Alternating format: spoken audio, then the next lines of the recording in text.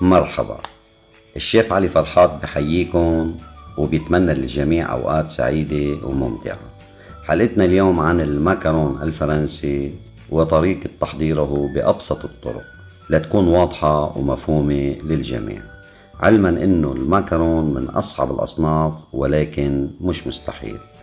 أهم شي بهيدي الوصفة الدقة بالمقادير والتركيز لنحصل على ماكارون ناجح وجيد من حيث الطعم والشكل. المقادير: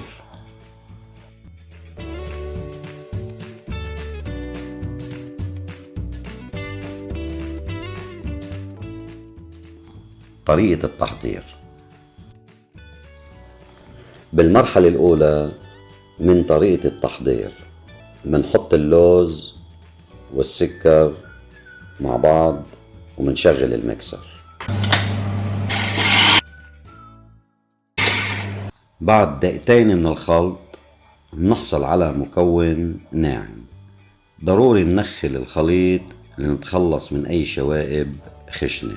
بهالمرحلة منحط 250 جرام سكر عادي و63 جرام مي، وإذا حابين نضيف ألوان للمكرون منحط 10 جرام للون المطلوب. منحركهم ومنحطهم على النار.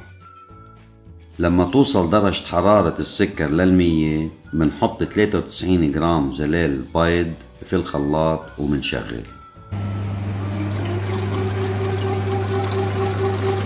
لما توصل درجة حرارة السكر إلى 118 بيكون زلال البيض وصل للمرحلة المطلوبة. منضيف السكر إلى زلال البيض تدريجيا ويخلط جيدا. بعد مرور 3 دقائق تقريبا بيبرد الخليط وبيصبح المرنج جاهز للخلط مع عجينة اللوز. لنحضر عجينة اللوز منحط اللوز والسكر اللي حضرناهم ومنضيف 75 جرام زلال بيض. نخلط المكونات مع بعض بشكل جيد لنحصل على عجينة متماسكة. ليتم إضافة المرنج للعجينة بالتدريج. بنخلطها بشكل جيد حتى نخرج الهواء من العجينة بشكل نهائي. هون يكمن سر المكرون. نبدأ بصب المكرون مع مراعاة المسافة بين كل حبة. بعد ما نكمل صب الصينية بنضرب الصينية على الطاولة لتاخذ حبة المكرون وضعها. بعد 20 دقيقة بيكون نشف وجه المكرون.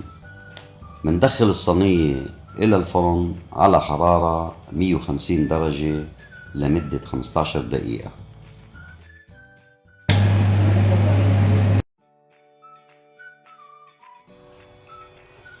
هيدا بيكون شكل المكرون بعد ما ينضج. منطلع المكرون من الفرن منتركه لمدة 20 دقيقة لحتى يبرد قبل البدء بالحشوات. مقادير الحشوات موجودة في صندوق الوصف أسفل الفيديو. أكيد قريبا رح يكون في حلقة خاصة عن حشوات المكرون. بالنسبة للمكرون أنا كشيف فعلا بشعر بالسعادة لما بحضر هيدا الصنف الراقي والمميز بألوانه الرائعة وطعمه الجميل. وين ما شفت المعكرون بيضفي على المكان جمال ورونق. أنا كتير بتشكركم لمشاهدة الحلقة. ما تنسوا تتابعوني على الانستغرام وتشتركوا بالقناة ليوصلكم كل جديد. وإن شاء الله منلتقي بحلقة جديدة وصنف جديد. متمني التوفيق للجميع.